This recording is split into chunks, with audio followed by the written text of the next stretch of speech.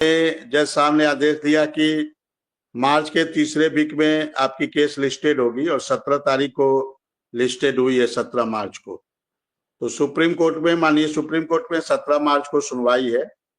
Allahabad high court जो contempt of court है उसमें भी डेट लगा नहीं, उसको भी मेंशनिंग करवाने के लिए अपनी बोला गया है, एप्लीकेशन दिया गया है, वो भी जल्दी मेंशनिंग होगा और उसकी भी सुनवाई होगी। एक्चुअल में इलाहाबाद हाई कोर्ट में समस्या ये आ रही है कि लंच के बाद कोर्ट जो है बैठ नहीं रही है। जो हम लोग की जो केस है, हम लोग की जिस बेंच में केस है, और पर्सनल अपीयरेंस इतने ज्यादा आ जा रहे हैं कि जज साहब पर्सनल अपीयरेंस को ही ज्यादा सुनने लग जा रहे हैं और उसी में मेंशनिंग करवाने के बाद भी नंबर नहीं आ।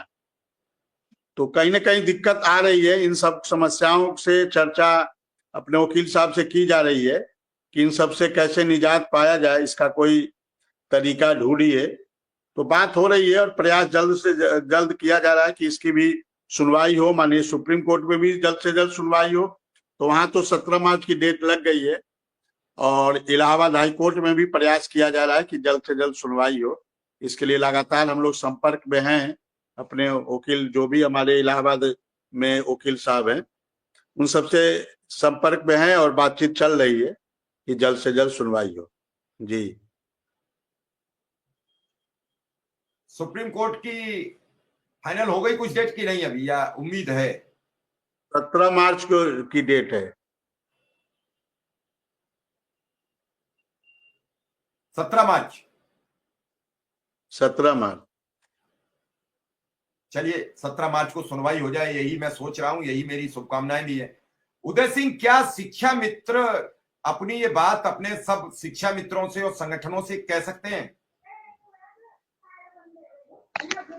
नहीं सर, शिक्षा मित्र रोजाना संगठन को और सरकार को इस बात पर दबाव बनाने के लिए विवश कर रहे हैं कि कैसे भी शिक्षा मित्रों का भाग्योदय हो, उन्हें आर्थिक मजबूती प्रदान हो।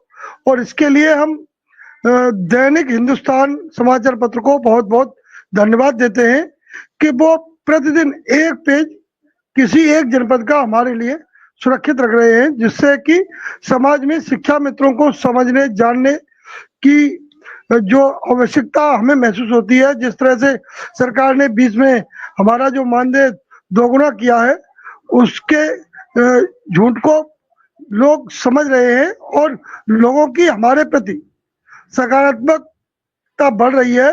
लोग समझ नहीं पा रहे हैं कि ये किस तरह के अध्यापक है जो प्राइमरी में पढ़ाते हैं और मात्र 10,000 रुपया पाते हैं। ये सरकारी मानदेय पर पढ़ाते हैं और लेकिन सरकार वेतन इतना देती है कि प्राइवेट विद्यालय के अध्यापक भी शर्मा जाए कि भाई ये लोग किस तरह से अपनी सेवा दे रहे हैं। और पूरा समय सुबह 9 बजे से और 3:30 बजे तक, 8:30 से 3:30 बजे तक का समय। इसके बाद भी व्यक्ति कोई कार्य कैसे कर सकता है? यदि किसी के पास में कोई खेती बाड़ी है तो रात में, शाम को, सुबह हल्का पतला खेती बाड़ी में सहयोग कर सकता है। लेकिन जिसके पास में कुछ भी रोजगार नहीं है और जो शहर से दूर है, जहाँ पर किसी भी प्रकार की अन्य प्रकार की कोई स्वरोजगार की व्यवस्था नहीं है, वो व्यक्ति कैसे अपने गांव से 20 किलोमीटर 30 किलोमीटर कैसे किसी दूसरे की मजदूरी कर सकता है, कैसे अपने बच्चों का पेट पाले? आपके पास में रोजाना किसी ना किसी शिक्षा मित्र भाई